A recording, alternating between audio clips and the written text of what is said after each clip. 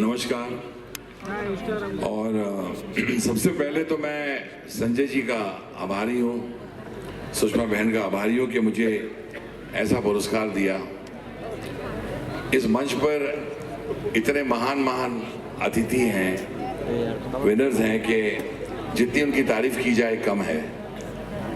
और जब मैं कहता हूँ तारीफ की जाए कम है, इसका मतलब आप समझ लें कि जो यहाँ बैठे मुस्कुरा रहे हैं और जो बैठे हैं, इसके पीछे इनकी कितनी शिद्दत है, कितनी मेहनत है, जिसकी वजह से आप तालियां इनके लिए बजाते हैं। तो मैं चाहता हूं पहले और जोर से इनके लिए तालियां बजनी चाहिए। आदरणीय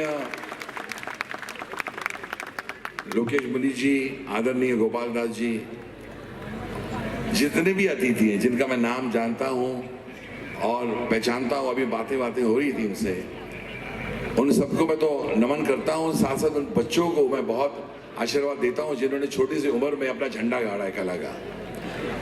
और मेरे दोस्त यहाँ बैठे हैं, तौफीक भाई, उनके लिए जरा ताली बजनी चाहिए। मुझे लगता है कि ये अंदाज नहीं है आपको कि क्या इंसान बैठा है हमारे मंच पर। सभी को नमन करते हुए मैं किसी लेडी की चीख सुन रहा था कि अन्नू मलिक को बोलो शायरी बोले। अच्छा, मैं बताना चाहता हूं मेरी शायरी में शायर नहीं हूं, मैं तुकबंदी करता हूं माहौल को देखकर, और जो मुझे श्री कृष्णा जी ऊपर वाले दे देते हैं वो आ जाता है। अब जैसे कि सूर्य दत्ता है, कोई बोलेगा सूर्य दत्ता पे क्या बोलेंगे आप, तो मेरे दिल से एक बात निकल रही है जो मैं कहना चाहता हूं कि जब मुझे लगा कि सुन लीजिए आपके लिए, जो आप हाथ हिला रही है बोली शायरी बोलो, और गोपाल जी ये अचानक निकल रही है लोकेश जी, कि जब मुझे लगा कि कला के क्षेत्र से कट जाएगा अन्नू मलिक का पत्ता, जब मुझे लगा कि कला के क्षेत्र से कट जाएगा अन्नू मलिक का पत्ता, मुझे बुलावा आया from the one and only Surya Datta. जब मुझे लगा कि कला के क्षेत्र से कट जाएगा अन्नू मलिक तेरा पत्ता, मुझे बुलावा आया from the one and only Surya Datta. अब लगता है फिर से शुरू हो गया अन्नू मलिक के संगीत की सत्ता। इसका मतलब पता है क्या है कि जब इंसान सोचता है कि बहुत कुछ कर चुका है, अब कोई इसको याद करेगा नहीं करेगा, तो एक संजय जी हैं जिनका फोन एक बार नहीं 50 बार आया, और उनके लिए मैं शायरी बोलता हूं। इनके पॉइंट ऑफ व्यू से कि गुंचा है गुल है, ये मुझे कह रहे थे। फोन आया था, मैं बोला सर मेरे आज by the way it's my wives birthday today और मैं यहाँ हूँ। 7th February is the 25th year of Surya Datta, and we'll all remember this and they'll remember me कि मेरी वाइफ का बर्थडे छोड़ के मैं यहाँ खड़ा हुआ हूँ। तो कि गुंचा है गुल है मौसम बहार है, इन्होंने कहा मुझे कि गुंचा है गुल है मौसम बहार है। अरे भाई सब आ चुके हैं, अन्नू मलिक तेरा इंतजार है।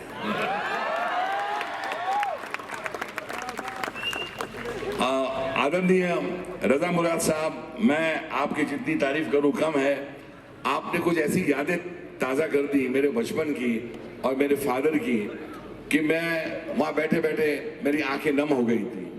मैं ज़्यादा तो नहीं कुछ बोलना चाहूँगा, लेकिन आपने जो बातें बोली हैं उससे एक चीज़ का यकीन तो होता है कि अगर मैं यहाँ खड़ा हूँ तो कहीं ना कहीं मेरे माँ बाप का बहुत बड़ा हाथ है और मेरे भारत देश का बहुत हाथ है।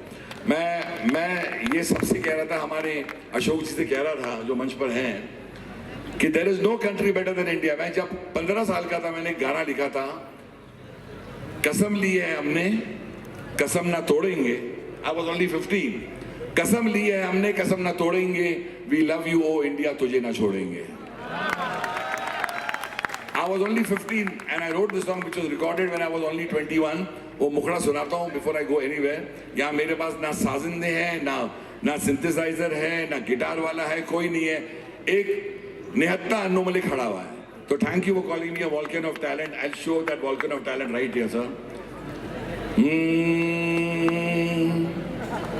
कसम ली है हमने कसम ना तोड़ेंगे, वी लव यू ओ इंडिया तुझे ना छोड़ेंगे। कसम ली है हमने कसम ना तोड़ेंगे, वी लव यू ओ इंडिया तुझे ना छोड़ेंगे। इंडिया ओ इंडिया, इंडिया ओ इंडिया, क्या कहना तेरा। आई एम सो लकी कि तू है मेरा।